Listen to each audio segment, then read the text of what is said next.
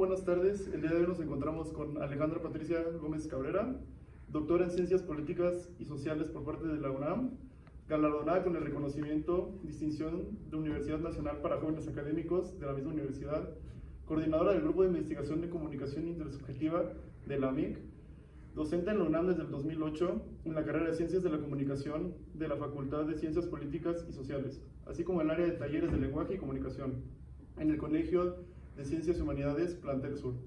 Tutora del programa de posgrado en Ciencias Políticas y Sociales de la UNAM, coordinadora en distintas áreas, en distintas líneas de formación y actualización, docente en el mismo recinto. Colaboradora de la campaña permanente contra el acoso y el hostigamiento sexual en la UNAM. Socia de la International Association for Media and Communication Research y la Red Nacional de Investigadores en los Estudios Socioculturales de las Emociones. Entre sus líneas de investigación destacan la violencia juvenil, la comunicología de las emociones, corporalidades e identidades afectivas. Coautora del libro Cuerpo, Comunicación y Emociones, Reflexiones Teóricas y Experiencias Empíricas del año 2021.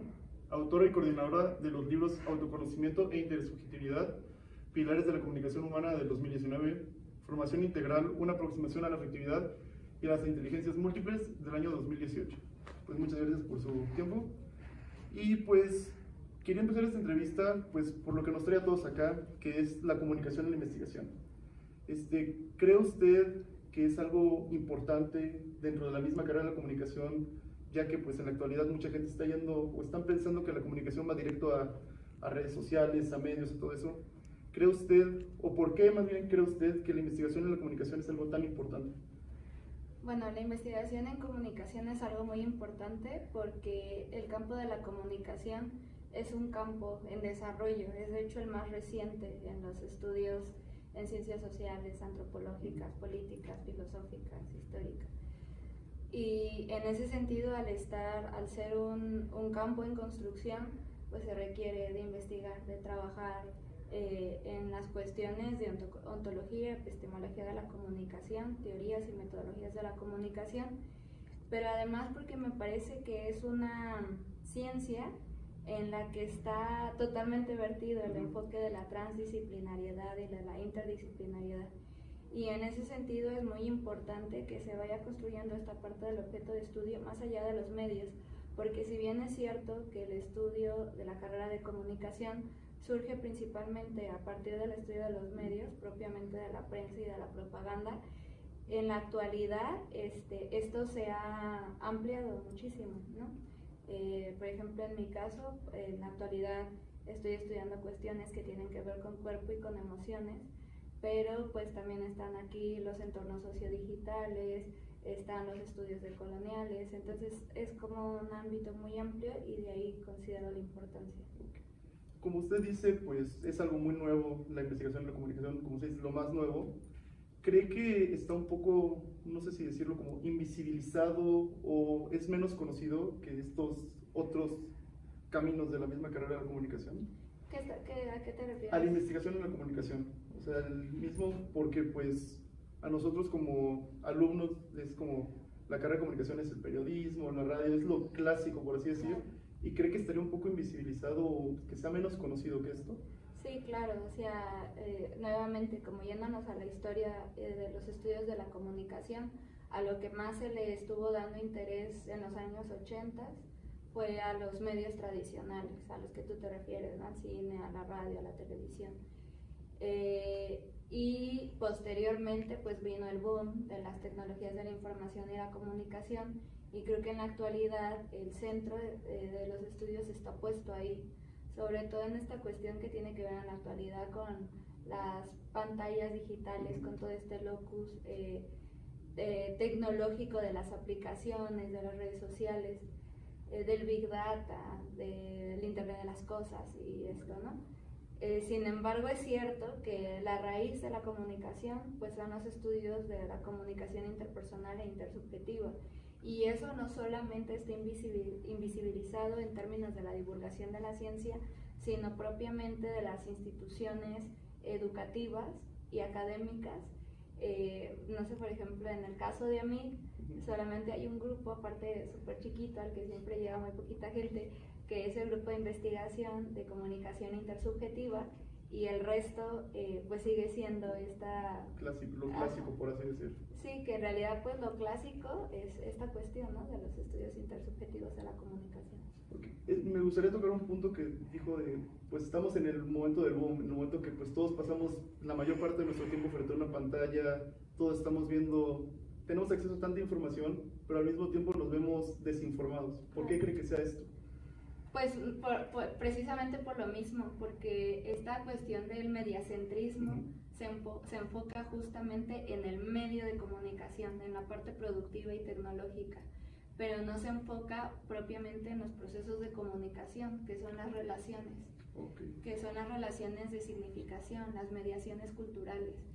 Entonces creo que como comunicólogos, nuestro trabajo debería estar puesto en la parte de la significación, en la parte de la relación, de la interacción, de la creación de sentido. Entonces yo creo que mucho de la parte del por qué estamos tan desinformados es porque creo que se sigue poniendo el acento en esa parte y no en qué hacemos con esos medios y cuáles son los procesos de convivencia que se dan en esos entornos sociodigitales. Por esto mismo, pues, bueno, como le dije, investigamos un poco sobre su trabajo, vimos que está un poco, o estuvo enfocada, o no sé si está enfocada en la violencia juvenil, un poco de eso. ¿Cree usted que esto mismo del nuevo boom sea algo que haya incrementado este tipo de violencia, o que haya, por lo mismo de que está con las emociones dentro de la comunicología y todo lo relacionado, cree que estos medios sean un arma de doble filo? Yo creo que la violencia, las relaciones de poder y de control, y en el caso desde el enfoque que yo lo estudio, las asimetrías socioemocionales, es algo que siempre ha existido. Sin embargo, sí creo que dadas las características de los entornos sociodigitales, es más proclive que cierto tipo de situaciones de poder se vuelvan más efervescentes. Por ejemplo, la mayoría de estos entornos se caracterizan por el anonimato. Se caracterizan por un enfoque en el que el emisor y el receptor son la misma persona en muchas ocasiones, en el que continuamente estamos conectados, ¿no? O sea, por ejemplo, yo ahorita no traigo el celular y es como si mi persona se hubiera quedado donde estaba el celular, ¿no? Entonces es cierto que las situaciones de acoso y de violencia se vuelven más atroces en el sentido que es algo de lo que no puedes descansar. Por ejemplo, en situaciones de acoso escolar, pues antaño los niños iban o los jóvenes iban a la escuela y las situaciones de bullying se daban ahí, ¿no? Se quedaba todo en la escuela. Así ahorita pues es algo más probable que siga fuera de él. Exacto, y aparte pues la contención, las políticas de contención y de vigilancia estaban también más delimitadas. Pero en la actualidad pues vivimos en medios hipervigilantes, vivimos en identidades vaporosas, en situaciones de emergencia que hoy empiezan pero no sabemos cuándo van a terminar. Y eso hace por lo tanto que las situaciones de violencia también adquieran características muy particulares. Por último, relacionado con este tema, quisiera tocar el tema de la pandemia. Siento que fue algo que si de por sí ya pasábamos mucho tiempo frente a una pantalla, pues nos vimos obligados a más. Estas relaciones que usted dice, ¿cómo cree que se vieron afectadas pues la relación personal, interpersonal que tenían las personas? Y lo mismo que pues al momento de tener pues no sé, una investigación o una relación con las personas se vio completamente diferente y nos tuvimos que adaptar. ¿Cómo vio usted este pues cambio que se vio? Pues justo como tú lo dices, creo que ya venía una tendencia, ¿no? En el que empezábamos a hablar justo de lo que tú comentas, de esta cuestión de ¿estamos realmente comunicados? ¿Estamos realmente conviviendo? Y lo que se veía pues era que no, o sea que la mayoría de la gente está frente a una pantalla, pero eso no implica que hayamos entrado ni siquiera muchas veces a la sociedad de la información, porque muchas de las cosas que se consumen ahí pues a veces son rumores, a veces son memes nada más. Entonces, bueno, por un lado esa cuestión. Algo que a mí me gustaría destacar en este punto es que esta pandemia, si sirvió para algo en términos de la comunicación, fue que anteriormente emociones como la frustración, como la vulnerabilidad, como la tristeza, la depresión, que guardaban un estigma social muy fuerte, o sea, no, yo no quiero sentirme triste. Era algo como tabú, por así decirlo. Así es, y que generaba alguna cuestión de aislamiento y rechazo social. a partir de la pandemia fueron emociones que generaron muchas redes de apoyo, que realmente crearon convivencia, que realmente crearon un encuentro de comunidad, incluso a pesar de las pantallas, incluso a pesar del aislamiento. Entonces eso es algo que me parece que dejó para bien la pandemia. Algo que indudablemente dejó para mal, pero que ya era la tendencia, solo creo que la aceleró, pues son estas cuestiones de aislamiento y de soledad social, y también estas cuestiones que han derivado en problemas mentales como la depresión, como la ansiedad, y que muchos de ellos desafortunadamente han conllevado a suicidios, sobre todo en la gente joven. Y esto creo que tiene que ver porque la relación que se da con un medio tecnológico.